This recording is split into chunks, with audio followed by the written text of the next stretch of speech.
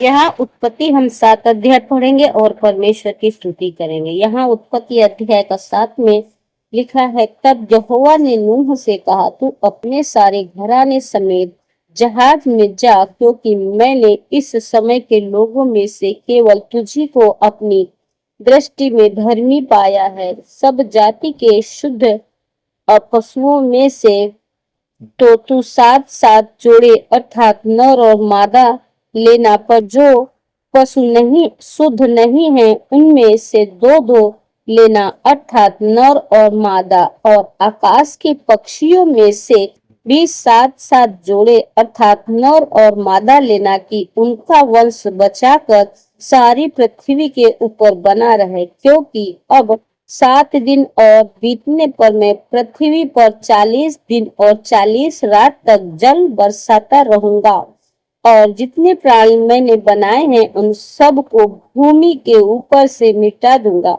यहोवा की इस आज्ञा के अनुसार नूह ने किया। नूह की आयु 600 वर्ष की थी जब जल प्रलय पृथ्वी पर आया। नूह अपने पुत्र और पत्नी और बहुओं समेत जल प्रलय के से बचने के लिए जहाज में गया।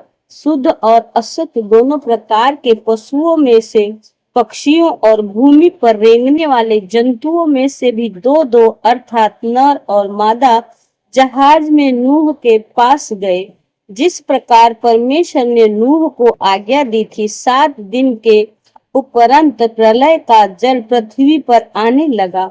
जब नूह की आयु के 600वें वर्ष की दूसरे महीने का 17वां दिन आया, उसी दिन बड़े गहरे समुद्र के सब सोते फूट निकले और आकाश के झरोखे खुल गए, और वर्षा 40 दिन और 40 रात निरंतर पृथ्वी पर होती रही। ठीक उसी दिन नूह अपने पुत्र और सेम, हाम और येपेत और अपनी पत्नी और तीनों बहुओं समेत और उनके संग एक एक जाति के सब बनेले पशु और एक एक जाति के सब रेंगने वाले पशु और एक एक जाति के सब पृथ्वी पर रेंगने वाले जंतु और एक एक जाति के सब उड़ने वाले पक्षी जहाज में गए। जितने प्राणियों में जीवन का प्राण था, उनकी सब जातियों में से 2 नूह के पास जहाज पर गए, और जो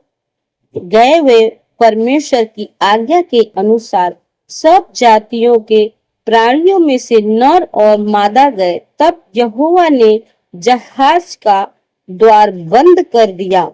परमेश्वर की स्तुति हो। इन वचनों को सुने और प्रभु परमेश्वर से आशीष पाए। यहाँ परमेश्वर जब हमें बचाने की कोशिश करता है, हमें बचाता है, तब परमेश्वर अपने बड़े बड़े कार्य करता है और सारी व्यवस्था परमेश्वर खुद तय कर देता है। इसके लिए भयभीत ना हो, परमेश्वर से आशीष पाए, परमेश्वर के वचनों को पढ़े और सुने और नए नए बल को पाए। यीशु के नाम में आमीन।